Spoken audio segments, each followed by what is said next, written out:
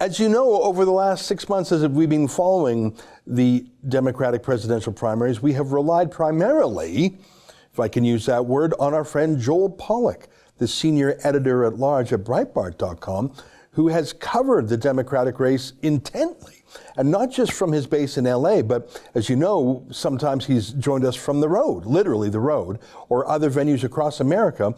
And I didn't know this until now. Besides giving us his updates along the way, he was writing a new book. And you can get it now, or you can pre-order it now. It'll be released in July.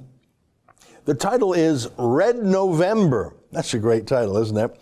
Will the country vote red for Trump or red for socialism? And joining us now via Skype is our friend Joel Pollak. Joel, that's a great name. It makes me think of the hunt for Red October. Of course, Red October being the Soviet phrase. Red November, I guess that's how it would come to America, wouldn't it? Well, then we chose the title well. My initial proposal was to call it The Hunt for Red November. So it was indeed a play on that movie and novel. And yes, it's a reference to the Soviet Revolution. But my publisher pointed out that red states are also what we use to refer to Republican states as well. So it's a hunt for Red November in two senses, both red in socialism and red for Republican. And we don't know yet which one the American people are going to choose. The book tells the story of the Democratic primary, which has been the most left-wing primary in American political history, and has emerged with a nominee who, even though he is described as a moderate, is the most left-wing nominee in the history of American presidential elections. Yeah, I mean, Joe Biden, it's funny because I don't think people paid very close attention to him when he was Barack Obama's sidekick, because Obama was so much more interesting and so much more fluent. I wonder if he was properly vetted, because he certainly comes across as reasonable and a friendly neighbor next door, and because he looks like a stereotypical white senior citizen, well-dressed, like he looks like a moderate would look. A radical might look like Ilhan Omar, might be young and a little bit alternative looking. Joe Biden looks central casting, boring guy vice president. But you're saying he's the most radical nominee ever chosen. Well, I don't know if he's radical. He's left-wing. There's a difference, I think, between radical and left-wing. Radical can imply also a kind of audacity in tactics. I think Obama was a radical. I think Biden is left-wing. And Biden is left-wing because he's had to shift his positions from somewhere left of center, maybe what we used to call liberal, over to the left. And you can look at everything he's now advocating. He used to oppose federal funding for abortions. Now he wants the Hyde Amendment repealed so that federal taxpayers would fund abortions. He used to say we need a middle-of-the-road approach to climate change. Now he says he wants to eliminate the fossil fuel industry and the coal industry. And by the way, when he campaigned for Obama, he campaigned for clean coal. That's out the window.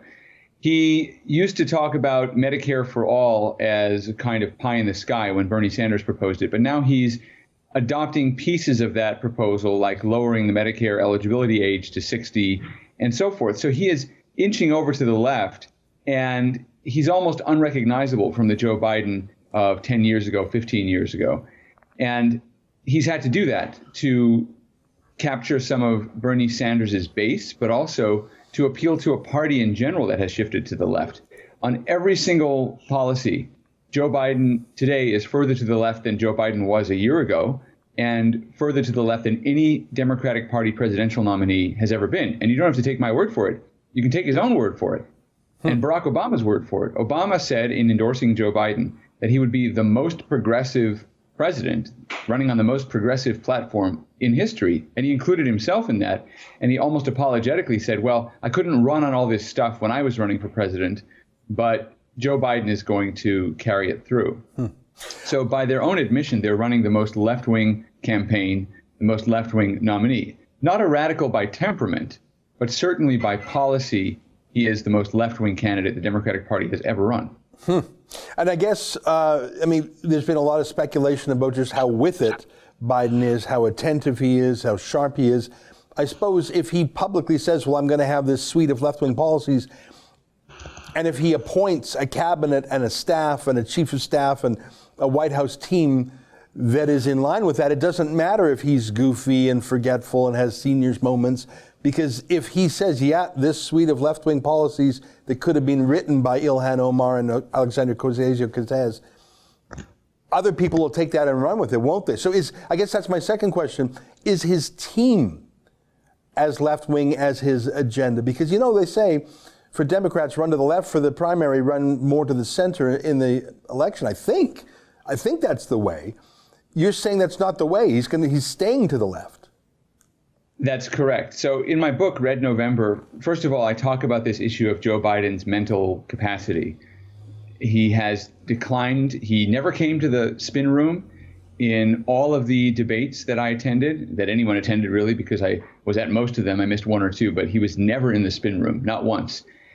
And I speculated that might have been because the spin room tends to happen very late at night. So it might have been simply too late for Joe Biden. He also wanted to avoid committing gaffes. And he's always been gaffe prone his entire career, but more so lately when he says things that simply don't make sense or that the campaign has had to explain or undo later. So Julian Castro, one of his opponents, brought this up. I believe it was in the Houston debate, and I talk about this in the book, that Joe Biden can't remember what he said 2 minutes ago. That's what Castro said. And the audience murmured and booed a little bit. But Cory Booker then in the spin room endorsed that claim. He said that Castro was correct to bring up Joe Biden's mental faculties and his aging, and that it was a legitimate issue. Now, of course, Cory Booker is talking about how wonderful Joe Biden is, and he's a light bringer, I think is what he called him, or a light worker, which was something that was used also to describe Obama. But of course, back in the fall of 2019, when Cory Booker was still in the race, he was worrying about whether Joe Biden could do the job at all. So the vice presidential pick becomes very important. The campaign has tried to portray Biden as bringing a team along with him. So you're not just voting for this guy, you're voting for all of these people around him. And many of them are more left-wing than Biden has been. He brought Alexandria Ocasio-Cortez into his team of advisors, for example. He set up all these policy councils. And she now, who complained about his climate policy, is advising him on climate. That doesn't mean he's going to go all the way toward the Green New Deal as she has proposed it. But he is certainly starting to embrace some of her ideas. He never talks about nuclear power, and he's not going to. I think he may have mentioned it once earlier on, but that's not happened since.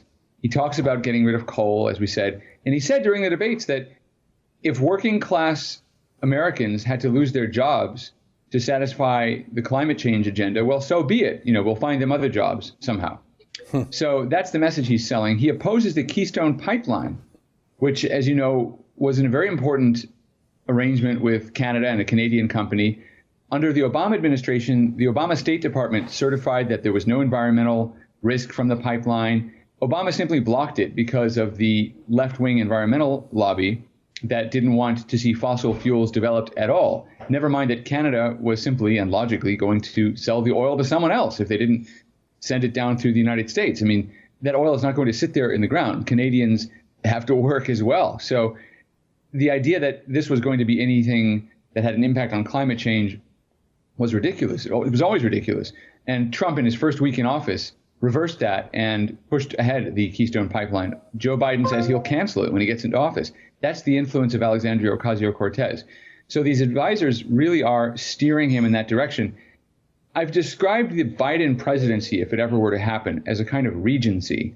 In the old history books, when a king or queen was too young to serve, they ascended to the throne at age 4. They'd have some minder, some elder member of the family or the church ruling effectively for them in a kind of regency. That's what would be happening with Biden. He'd be too old to govern himself, and so the country would be essentially steered by a Politburo, by a committee. Let me not use Soviet terminology for everything, but it'd be steered by a committee, run by a combination of old Obama and Clinton hands on the one hand, and young Bernie Sanders socialists on the other. It would be a combination between the Democratic establishment staffers and the young upstart ideologues. And actually, the establishment staffers, some of them are not so far away from the ideologues in terms of what they believe. They've just done things differently.